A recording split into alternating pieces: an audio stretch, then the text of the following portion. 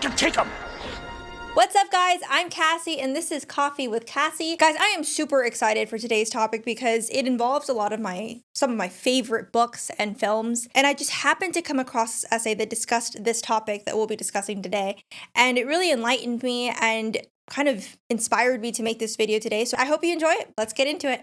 We all know that fantasy and science fiction are exceptionally popular genres, both in books and on screen. Oh, I don't know, there's The Lord of the Rings, The Chronicles of Narnia, Star Wars, Star Trek. The list goes on and on, guys. Those of us who enjoy stories that are set in places like Middle-earth, Narnia, Hogwarts, or featuring starships have probably encountered some dismissive reactions. You must be a Weasley.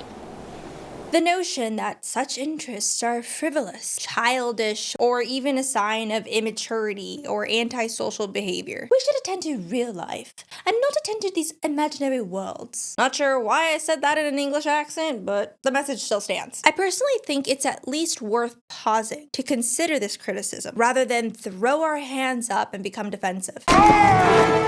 Is it wrong to lose ourselves in stories set in imaginary worlds that never existed and may never exist, and revel in adventures that could never take place? Even more importantly, does it weaken our ability to deal with real-life obstacles of the world that we actually live in? Or even confuse our moral sense? Is the experience offered by fantasy and science fiction really just escapism, a kind of moral and emotional avoidance?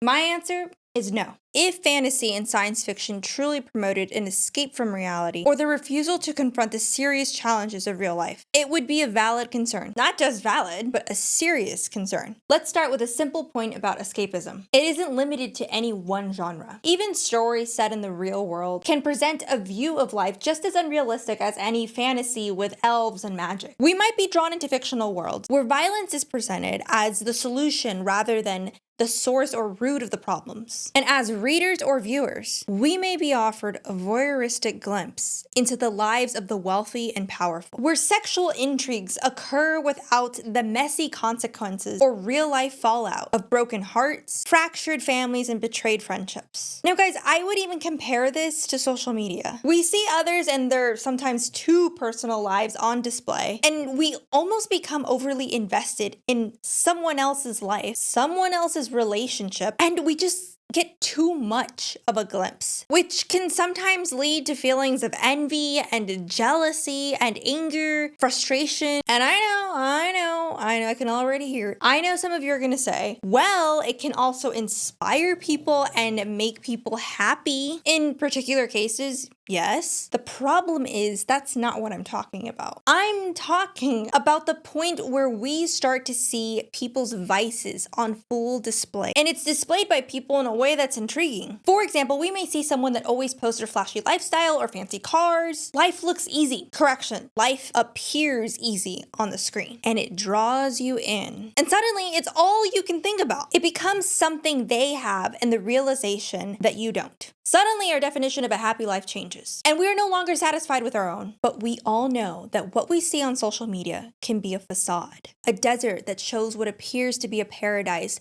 with cool lagoons and shady palm trees, only to draw us further into its land of barrenness. It's a trap! But don't worry, guys, it's not all like that. There's a way for discernment and clues to know what type of fantasy story you're looking at. C.S. Lewis, and for those of you who don't know, he's the author of The Chronicles of Narnia. He's actually also written many other fictional stories and non-fictional Christian apologetics, including Mere Christianity, which I highly recommend, by the way, especially if you're interested in a moral argument for the existence of God. In fact, I should mention that The Chronicles of Narnia is considered to be a Christian allegory that incorporates themes and symbolisms from Christianity. It's a perfect example of a fictional story rooted in the non-fictional and true Christian story of Jesus Christ. Anyways, he wrote an essay called On 3 Ways of Writing for Children. C.S. Lewis contrasts the effects on the reader of fantasy stories and the kind of stories that present wish fulfillment in a more realistic setting. He says, there is no doubt that both arouse and imaginatively satisfy wishes. We long to go through the looking glass,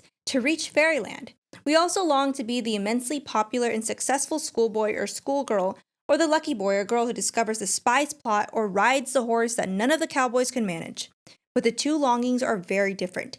The second, especially when directed on something so close as school life, is ravenous and deadly serious. Its fulfillment on the level of imagination is in very truth compensatory. We run to it from the disappointments and humiliations of the real world. It sends us back to the real world undivinely discontented, for it is all flattery to the ego. The pleasure consists in picturing oneself the object of admiration. Lewis further points that it's the superficial, realistic fantasy that poses a danger. Stories about millionaires, irresistible beauties, posh hotels, palm beaches, and bedroom scenes. Things that really might happen, that ought to happen, that would have happened if the reader had had a fair chance. Here we have actual escapism, indulging in wish fulfillment that, once the book is closed or the film or TV episode ends, can provoke envy, frustration, and a refusal to engage in one's real life and relationships. Superficially realistic escapist stories can glamorize or normalize destructive behaviors like adultery, drug use, or abusive relationships. While fantasy and science fiction can be escapist in a negative sense, this is a hallmark of bad fantasy, bad storytelling, just as it is a trait of poor storytelling in any genre. In contrast, enjoying the escape offered by a fantasy novel is not a sign of immaturity or shallowness. Au contraire. It's actually far from it. Depending on one's circumstances, escape can be not only sensible, but even heroic, much like in real life. As J.R.R. Tolkien, who, by the way, is the author of the legendary The Lord of the Rings, no big deal, which, by the way, contains a lot of Christian themes and symbolic elements. But anyways, in his essay on fairy stories, he states, "Why should a man be scorned if finding himself in prison, he tries to get out and go home? Or if, when he cannot do so, he thinks and talks about other topics than jailers and prison walls. The world outside has not become less real because a prisoner cannot see it. In using escape in this way, the critics have chosen the wrong word. And what is more, they are confusing, not always by sincere error, the escape of the prisoner with the flight of the deserter." The concept of escape really just means that we must recognize both something negative to be escaped from and something positive to escape to. The experience of otherworld in fantasy and science fiction is therefore at least a constant dialogue with reality both as it is and as it could or should be. And guys, the reader who escapes into a good fantasy does not return to real life unchanged. The imagined world gives the reader the opportunity to see things differently, to see what it's like to live in a world with certain assumptions, certain ways of being. This is actually much more important than we may realize. Imaginative experiences help us to know what's possible, and they help shape what is desirable. Let's consider, for instance, the assumptions about sexuality that pervade our current culture.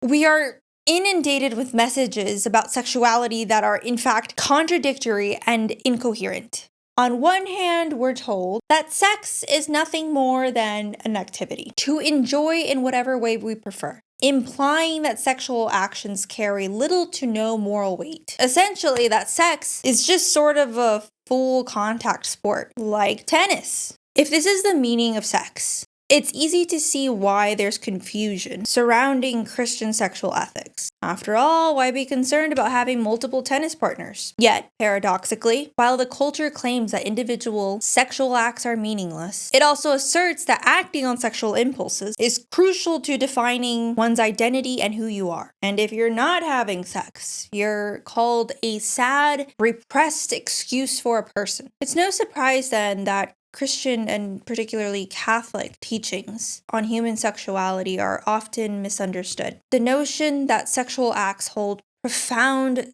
significance, yet to not define someone's identity, is completely counterintuitive to modern culture. Even concepts like faithfulness to one's spouse and the idea that one can embrace celibacy while still leading a joyful and fulfilling life seem utterly inconceivable. And rather than merely just disagreeing with Christian ethos, many in contemporary society find it impossible to imagine that we could live this way and be happy. What people can't imagine, they can't desire. In this context, escape is of the greatest importance. Stories provide a chance for readers and viewers to look out a window and see something outside that dark prison cell. Stories can show what real faithfulness, love, and healthy sexuality look like. Once a prisoner starts to genuinely enjoy that imagined world beyond the prison walls, maybe, just maybe, he or she will begin to ask, could it be a real world Could I maybe escape? The story won't convince the reader that the Catholic or Christian ethos is true, but it can make it worth finding out if it's true. And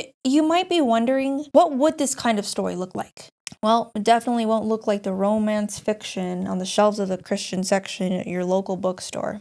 I can tell you that much. The idea that one's happiness depends on finding a soulmate and that everything will be perfect once that person is found is far from harmless. Unrealistic expectations can lead to unhappy marriages and unhappy single lives. Instead, stories that provide true escape out of darkness into health and wholeness won't sugarcoat relationships. They will portray love, marriage, family, and friendships as meaningful, desirable, and life-giving, even with their inherent difficulties and hardships. Whether the characters are humans or hobbits, or if the setting is the 21st or 24th century, is entirely irrelevant. These characters can show us something that we can desire and that we can really aim for in our lives. Tolkien exemplifies this beautifully in The Lord of the Rings. We witness Eowyn's unrequited and painful love for Aragorn, which eventually transforms into her mature love and marriage to Faramir. And of course, we have Sam Gamgee and Rosie Cotton, lest we forget Sam returning to his wife and family and stating, "Well, I'm back." I'm back. I'd like to conclude with this. The reader who escapes into a good story may well return to real life,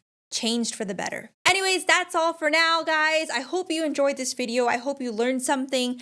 I sure did. I'm a big fan of science fiction and fantasy novels and films. So this was something that was really close to home, and I know a lot of you out there are really big fans as well, but this is just a good lesson to learn. And also, it's a good reminder for us to always have that discernment when we are looking for new science fiction or fantasy novels, to make that discernment. You know, how does it serve you? And is it serving you for the better or for the worse? Don't forget to subscribe, and I'll see you guys next time.